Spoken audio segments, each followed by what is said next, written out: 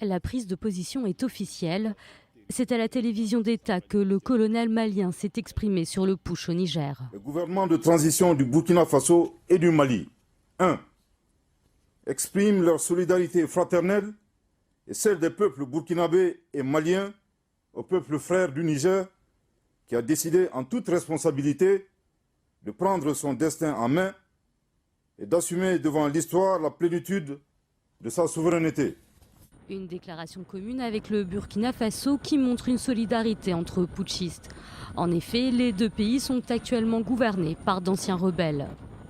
Avertissent que toute intervention militaire contre le Niger s'assimilerait à une déclaration de guerre contre le Burkina Faso et le Mali.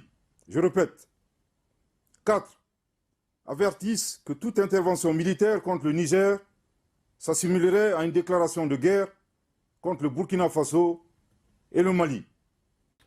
Au-delà d'une possible déclaration de guerre, le colonel malien et son homologue burkinabé préviennent que toute intervention militaire contre le Niger entraînerait un retrait du Burkina Faso et du Mali de la communauté économique des États d'Afrique de l'Ouest. Ils refusent également d'appliquer les sanctions illégales, illégitimes et inhumaines contre le peuple et les autorités nigériennes décidées à Abuja. Ce dimanche, les membres de la CEDEAO ont lancé un ultimatum.